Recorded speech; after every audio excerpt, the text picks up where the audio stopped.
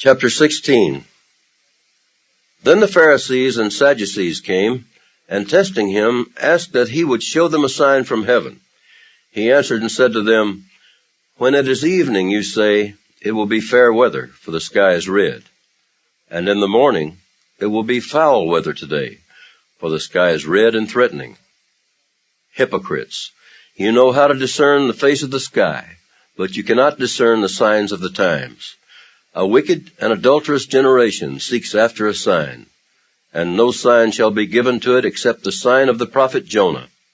And he left them and departed. Now when his disciples had come to the other side, they had forgotten to take bread. Then Jesus said to them, Take heed and beware of the leaven of the Pharisees and the Sadducees. And they reasoned among themselves, saying, It is because we have taken no bread. But Jesus, being aware of it, said to them, O you of little faith, why do you reason among yourselves because you have brought no bread? Do you not yet understand, or remember the 5 loaves of the 5,000, and how many baskets you took up? Nor the 7 loaves of the 4,000, and how many large baskets you took up? How is it you do not understand that I did not speak to you concerning bread, but to beware of the leaven of the Pharisees and Sadducees?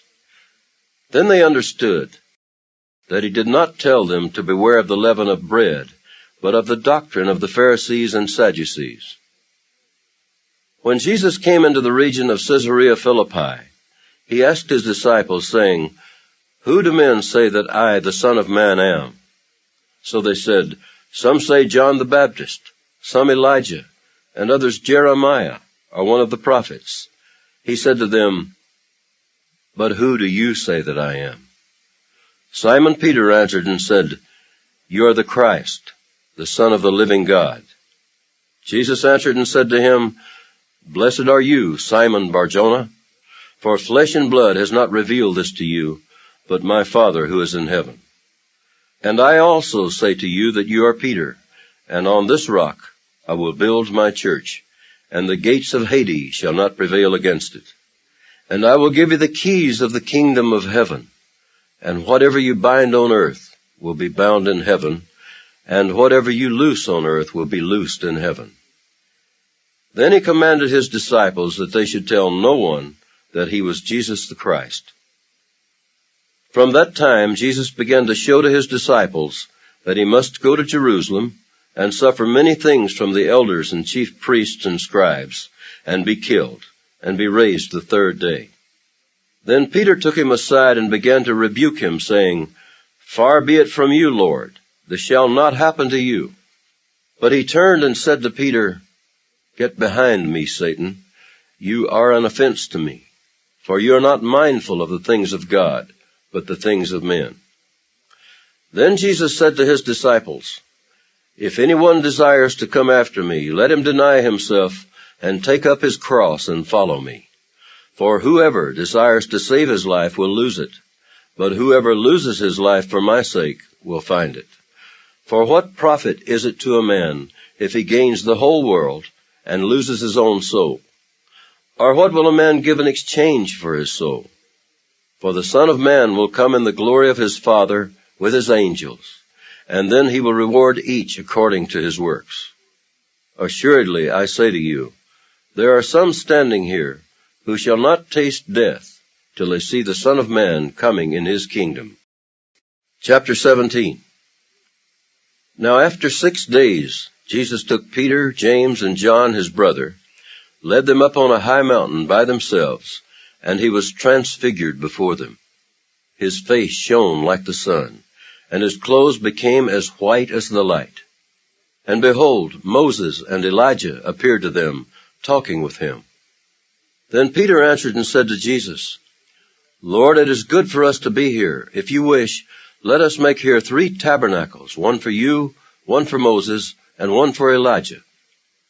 While he was still speaking, behold, a bright cloud overshadowed them, and suddenly a voice came out of the cloud, saying, This is my beloved Son, in whom I am well pleased. Hear him. And when the disciples heard it, they fell on their faces and were greatly afraid.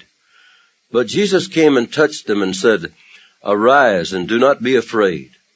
When they had lifted up their eyes, they saw no one but Jesus only. Now as they came down from the mountain, Jesus commanded them, saying, "Tell the vision to no one until the Son of Man is risen from the dead."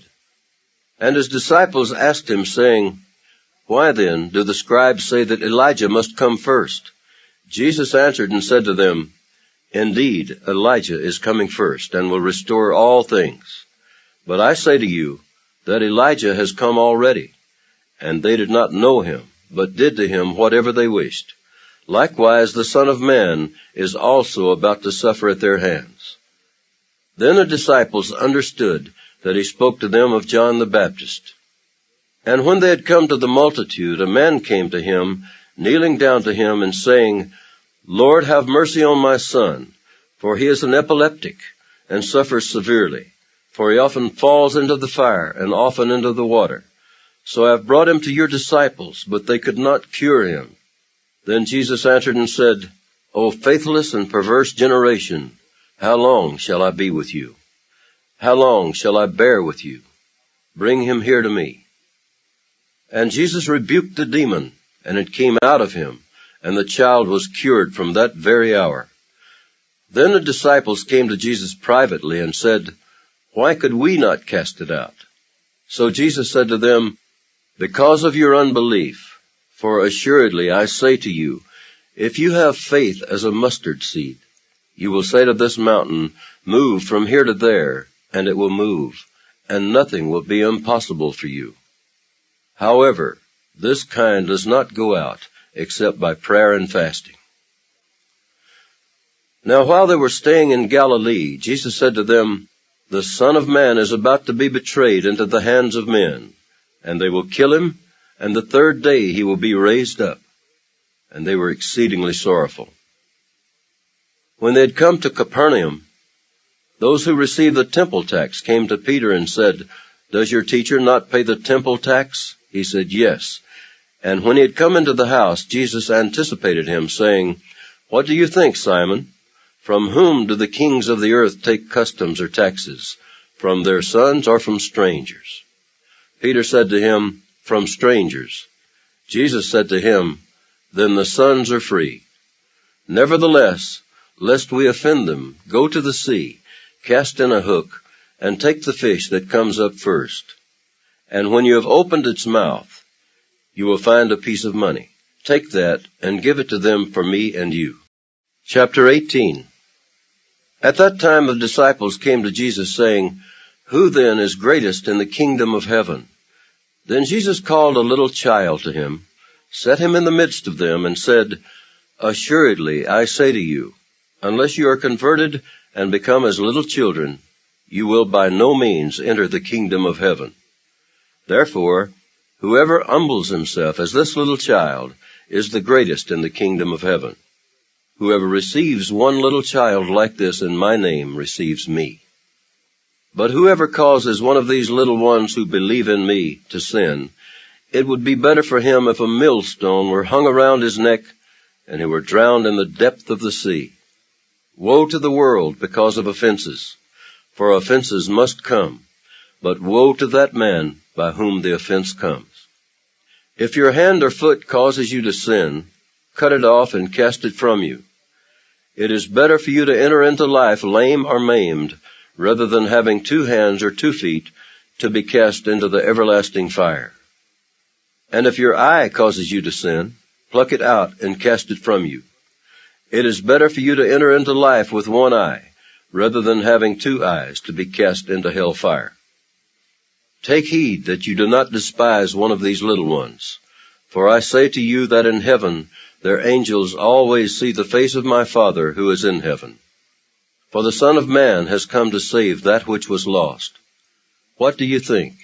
If a man has 100 sheep, and one of them goes astray, does he not leave the 99 and go to the mountains to seek the one that is straying?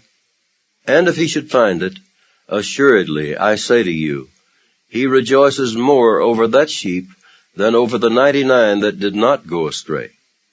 Even so, it is not the will of your Father who is in heaven that one of these little ones should perish." Moreover, if your brother sins against you, go and tell him his fault between you and him alone. If he hears you, you have gained your brother. But if he will not hear, take with you one or two more, that by the mouth of 2 or 3 witnesses every word may be established. And if he refuses to hear them, tell it to the church.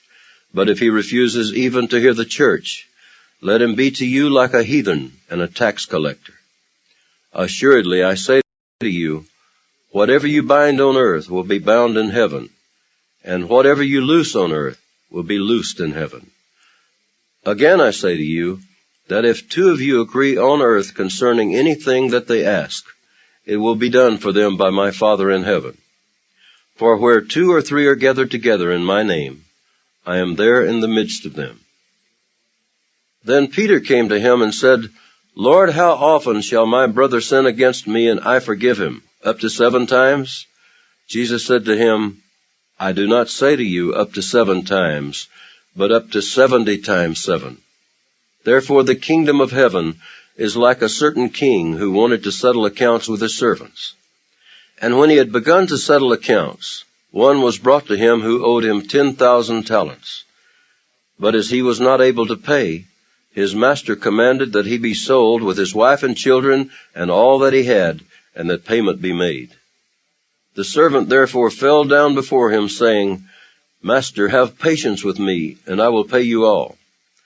Then the master of that servant was moved with compassion, released him, and forgave him the debt. But that servant went out and found one of his fellow servants who owed him 100 denarii. And he laid hands on him and took him by the throat, saying, Pay me what you owe. So his fellow servant fell down at his feet and begged him, saying, Have patience with me, and I will pay you all. And he would not, but went and threw him into prison till he should pay the debt. So when his fellow servants saw what had been done, they were very grieved, and came and told their master all that had been done. Then his master, after he had called him, said to him, You wicked servant, I forgave you all that debt because you begged me. Should you not also have had compassion on your fellow servant, just as I had pity on you? And his master was angry, and delivered him to the torturers until he should pay all that was due to him. So my heavenly Father also will do to you if each of you from his heart does not forgive his brother his trespasses.